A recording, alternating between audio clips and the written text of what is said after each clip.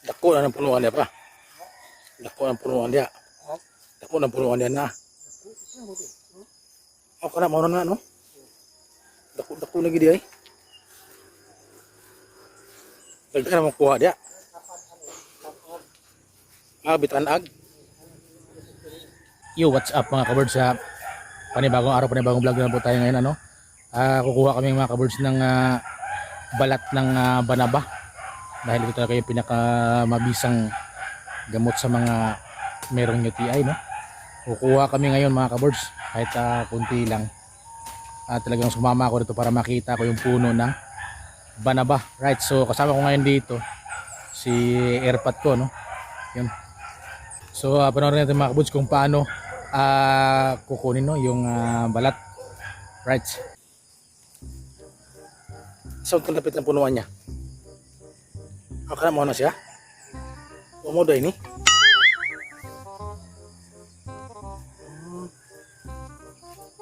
Tabi-tabi po.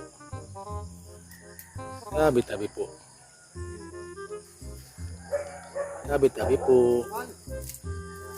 Ngayon mig panit. Hingi kami ng balat nimo. Tabi-tabi po. Ngayon mig panit.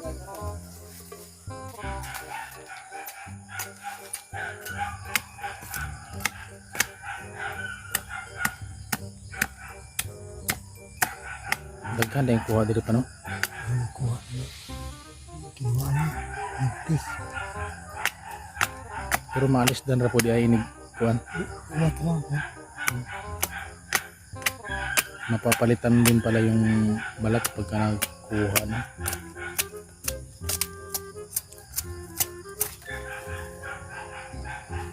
Hindi dalang plastic no? So ito mga kaburs na yung balat niya no?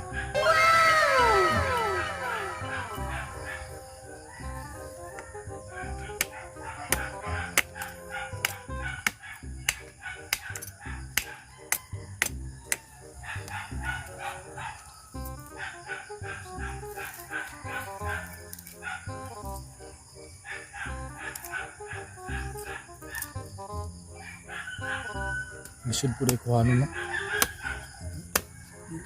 Tabi-tabi po.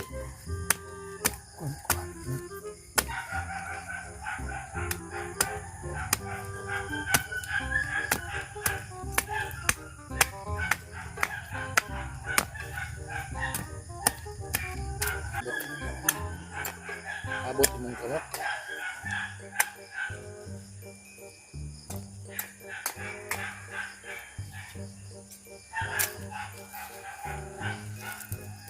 Tabi-tabi po. Ayaw may panit. Ayaw may panit ng punuan mo.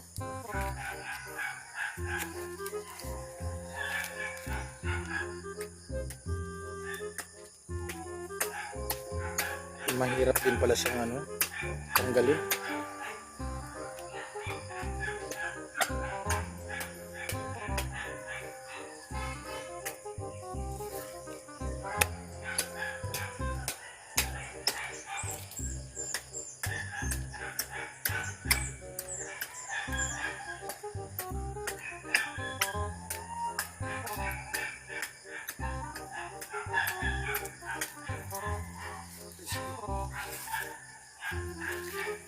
So ito siya mga kabirds no.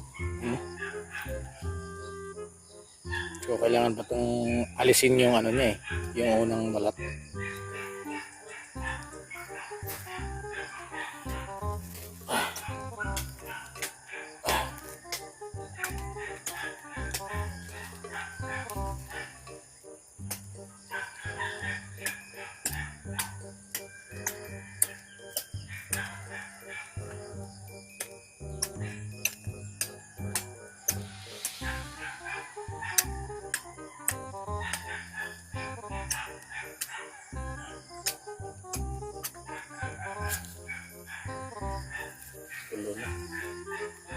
Kantakan po na siya.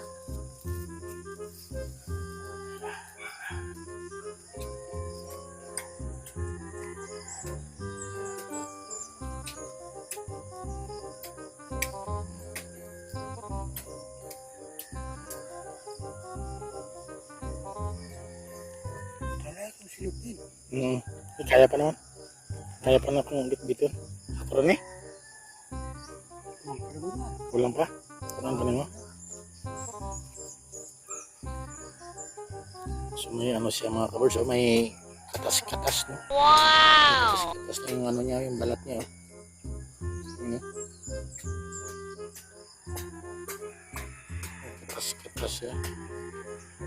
So mga kabers, no, talagang medyo mahirap siya. Mahirap siyang kuhanin. Ito, ito marami na siya. May mga katas-katas siya makikita mo dito sa balat niya talaga. Talagang mabisang gamot ko mga kabers kasi anong bibili po tayo, no? So ito lagain lang to, papakita ko sa inyo mamaya kung anong kulay nung sabaw nito. So ito na siya mga kabers, no? Kailangan nating alisin muna yung unang balat niya, no? Ano, no? Yung pinakaibabaw ng balat niya. Yan.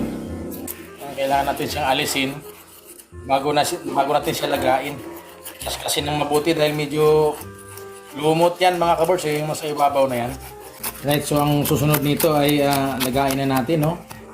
Ilagay natin sa malaking kaldero para madami-damihan natin ng sabaw. Right. So kailangan muna natin ng hugasan, no? Hugasan muna natin ito ng mabuti. Para talagang malinis siya bago natin lagain.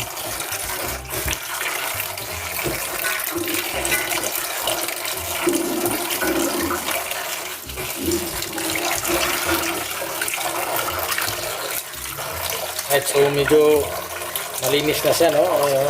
Wala na yung mga lumot-lumot niya. So ito, hindi mo ito tatanggal. Ito na lang. A few moments later. So ito na siya mga kabirds, no? Wow. Wala, grabe yung usok, no? Naging aso-aso. Talagang pula na yung sabaw niya pa, no? Pula na, no? Pula na. So kunti lang mga kabirds yung kailangan nating isabaw niyan para talagang pulang-pula yung sabaw niya. Yan. Yan siya, oh. Wow. So ayan mga kabirds, no? Tapos na nating napakuluan yung balat ng banaba. So ang gagawin na lang noon mga kabirds is palamigin muna. Tapos salain, no? Salain yung katas niya. Para talagang mawala yung mayroong mga balat pa na kasama.